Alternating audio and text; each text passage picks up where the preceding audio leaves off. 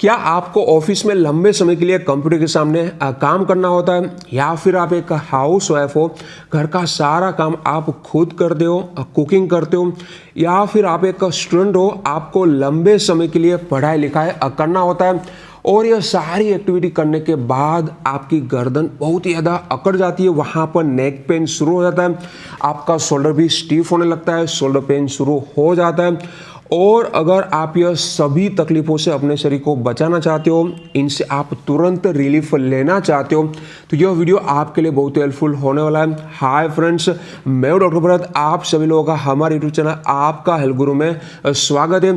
तो इस वीडियो में आपको मैं ऐसे सिंपल से स्ट्रेचेस सिखाने वालों के जिनको करते ही आपको तुरंत यह नेक पेन और शोल्डर पेन में रिलीफ मिल जाएगी। यहाँ पर जो यह सारी एक्टिविटी आपको मैंने बताई, पढ़ाई लिखाई करना, घर का सारा काम करना, कुकिंग करना, कंप्यूटर के सामने काम करना, इसमें हमारा बॉडी आगे की साइड पर झुका हुआ रहता है। सारी एक्टिविटी आगे की साइड ही हमें करनी होती है, हमारा हाथ आगे की साइड ही वर्क करता है। इनकी वजह से होता क्या है, हमारे शरीर के जो आगे के मसल होते हैं वह टाइट होने लगते हैं, जैसे कि हमारे चेस्ट मसल, शोल्डर के आगे के मसल, यहाँ पर लेडीज मसल, डोर्सल मसल होता है, यह भी टाइट होने लगते हैं। इनके बाद होता क्या है, हमारा पोस्चर बिगड़ने लगता है। हमारा जो अपर बैक होता है, यहाँ पर जो अपर बैक होता है वह आगे की साइड पर इस तरीके से झुकना शुरू हो जाता है, जिनको कायफोटिक पोस्चर बोला जाता है। और इनके बाद होता क्या है, हमारा जो सर्वाइकल स्पाइन है, इनका अलाइनमेंट भी बिगड़ना शुरू हो जाता है। फिर आपको नेक पेन शुरू होता है। फिर थोड़े दिनों के बाद आपका जो शोल्डर जॉइंट है, इनका अलाइनमेंट भी बिगड़ना शुरू हो जाता है। फिर आपको शोल्डर पेन भी शुरू हो जाता है। और अगर यही कंडीशन लंबे समय के लिए कंटिन्यू रहती है, तो इनके बाद होता क्या है, हमारे जो सर्वाइकल स्पाइन है वहाँ पर स्पॉन्डिलोसिस की शुरुआत हो जाती है, यानी कि जो वर्टेब्री होती है, जो मणके होते हैं, इनके बीच में घसारा शुरू हो जाता है। और इनके साथ हमारे शोल्डर जॉइंट में इंपीजमेंट की शुरुआत हो जाती है, यानी कि अंदर की साइड पर जो मसल्स होते हैं वह दबने लगते हैं। तो यहाँ पर अगर आप यह नेक पेन और शोल्डर पेन से तुरंत रिलीफ लेके बड़ी तकलीफों से अपने शरीर को बचाना चाहते हो, तो रूटीन में जो भी आप एक्टिविटी करते हो, इनके बाद जो भी आपके शरीर के मसल टाइट हो रहे, इनको स्ट्रेच करके तुरंत रिलीज कर देना है। तो आप अपने शरीर को यह सभी तकलीफों से बचा सकते हो और तुरंत यह नेक पेन और शोल्डर पेन से रिलीफ ले सकते हो। तो यहाँ पर हमें कौन कौन से मसल को स्ट्रेच करना है, हमारे चेस्ट मसल को, शोल्डर के आगे के मसल को, यहाँ पर जो लेडीज मसल, डोर्सल मसल होता है, इनको, और हमारा जो अपर बैक है, जो यह स्पाइन है, इनको हमें स्ट्रेच करना है। तो ये सभी स्ट्रेचेस को डिटेल में जान लेते हैं। यहाँ पर हमारे साथ है डॉक्टर दिनल। यहाँ पर शोल्डर को ओपन करने के लिए हमें कुल अलग अलग 6 एक्सरसाइज करनी है, तो ये सभी एक्सरसाइज को हम जान लेते हैं।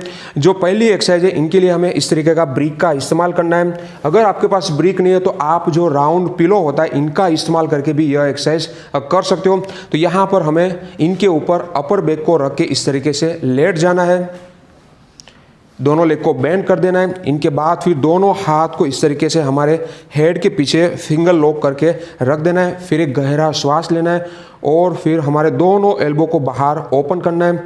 यहाँ पर आके आपको 10 काउंट होल्ड करना है। इनके बाद फिर ब्रीथ आउट करते जाना है, हेड को ऊपर उठाना है और दोनों एल्बो को साथ लेना है। वापस से ब्रीथ इन, हेड को नीचे झुकाइए, दोनों एल्बो को ओपन करिए, 10 काउंट होल्ड, फिर ऊपर आके ब्रीथ आउट। इस तरीके से आपको 5 to 10 रिपीटेशन करने। यहाँ पर आप जब नीचे आते हो उस वक्त आपकी कमर ऊपर नहीं उठनी चाहिए, वह खास ध्यान में रखना है। तो यह हो गया हमारा पहला स्ट्रेच। इनके बाद फिर हमें बाकी के 2 स्ट्रेच में इस तरीके का बेल्ट का इस्तेमाल करना है। तो यहाँ पर बेल्ट को हमें इस तरीके से शोल्डर, हमारा जो हाथ है, इतना डिस्टेंस पर इस तरीके से पकड़ लेना है। इनके बाद फिर हमें हेड के ऊपर रखना है, फिर दोनों हाथ को हमें पीछे ले जाना है, इस तरीके से पीछे की साइड पर लेते जाना है। तो यहाँ पर हमारे चेस्ट के जो आगे मसल है वह ओपन होना शुरू हो जाएगी, वह स्ट्रेच हो गए, 10 काउंट होल्ड। इनके बाद फिर हमें ऑब्लिक डायरेक्शन में इस तरीके से बेल्ट को लेना है, एक हाथ को नीचे, एक हाथ को ऊपर करना है, 10 काउंट होल्ड। फिर दूसरी साइड पर हमें इस तरीके से ऑब्लिक डायरेक्शन लेनी है, यह वाले हाथ को ऊपर, दूसरे हाथ को नीचे करना है, 10 काउंट होल्ड, फिर छोड़ देना है। इस तरीके से हमें यह पूरी साइकिल करनी है। पहले ऊपर करना है, हाथ को पीछे खींचना है, इनके बाद फिर हाथ को एक साइड पर लेना है, फिर दूसरी साइड पर लेना है। ऐसे ये पूरी साइकिल आपको 5 to 10 टाइम्स रिपीट करनी है। तो यह हो गई हमारी दूसरी और तीसरी एक्सरसाइज। इनके बाद फिर हमें इस तरीके से फोम रोल का इस्तेमाल करके फोर्थ एक्सरसाइज करनी है। तो यहाँ पर हमें टेबल के सामने चेयर रख के इस तरीके से बैठ जाना है, सामने फोम रोल रखना है, फिर हमें दोनों एल्बो को यह फोम रोल के ऊपर इस तरीके से रख देना है। इनके बाद फिर हमें बॉडी को इनके ऊपर रोल करना है और धीरे धीरे बॉडी को आगे झुकाते जाना है और हमारे हेड को नीचे डाउन करना है और दोनों हाथ को इस तरीके से पीछे ले जाना है। तो यहाँ पर हमारे शोल्डर के पीछे का जो मसल होता है, जिनको लेटिसमस डोर्सी मसल बोला जाता है, वह आपका स्ट्रेच होगा, वह रिलीज होना शुरू हो जाएगा। 10 काउंट होल्ड करना है। इनके बाद फिर धीरे धीरे बॉडी को वापस न्यूट्रल पोजीशन में लाना है। तो इस तरीके से हाथ को रोल करके बॉडी को आगे झुकाते जाना है, हेड को नीचे ले जाना है, हाथ को पीछे लेना है, 10 काउंट होल्ड। इनके बाद फिर धीरे धीरे वापस न्यूट्रल पोजीशन में आपको आना है। इस तरीके से आपको 5 to 10 रिपीटेशन करना है। इनके बाद की फिफ्थ एक्सरसाइज में हमें इस तरीके से दीवार के सामने चेयर रख के इनके ऊपर बैठ जाना है, दोनों फुट को नीचे सपोर्टेड रख देना है, फिर दोनों हाथ को हमें इस तरीके से सीधा करके दीवार के ऊपर रख देना है, फिर हाथ को ऐसे ऊपर लेते जाना है, जितना हो सके उतना हाथ को ऊपर लेना है और फिर हमारे बॉडी को इस तरीके से आगे झुकाते जाना है। यहाँ पर हेड को सीधा करना है और जो हमारी अपर बैक है वह इस तरीके से पीछे की साइड पर एक्सटेंड होगी, पूरी आपकी बैक सीधी हो जाएगी। तो यह पोजीशन में आके आपको 10 काउंट होल्ड करना है, जितना हो सके उतना हाथ को आपको ऊपर लेना है। इनके बाद फिर वापस हाथ को नीचे लेना है, बॉडी को ऊपर ले जाना है। तो इस तरीके से आपको पहले हाथ को ऊपर लेना है, जितना हो सके उतना दीवार के ऊपर हाथ को लेना है, फिर बॉडी को हमें आगे लेते जाना है, फिर हेड को ऊपर उठाना है, 10 काउंट होल्ड, फिर वापस बॉडी को ऊपर लीजिए, फिर हाथ को नीचे लेना है। इनके बाद का 6th और आखिरी स्टेज में हमें इस तरीके से दीवार के बाजू पर खड़े हो जाना है, फिर एक हाथ से दीवार को ऐसे पकड़ लेना है। इनके बाद फिर थोड़ा सा आपको आगे आना है, एक पैर को आगे लेना है, दूसरे हाथ को कमर के ऊपर रख देना है, फिर हमें बॉडी को इस तरीके से आगे लेना है और थोड़ा सा ऐसे ट्विस्ट देना है।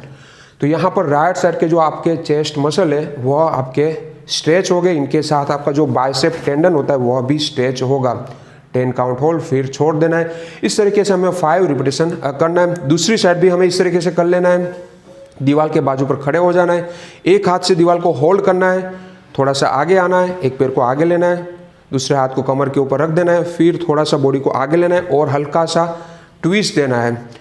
तो यहाँ पर लेफ्ट साइड के जो फ्रंट चेस्ट मसल है वहाँ पर स्ट्रेच फील होगा। 10 काउंट होल्ड, फिर छोड़ देना है। 5 रिपीटेशन हमें करना है।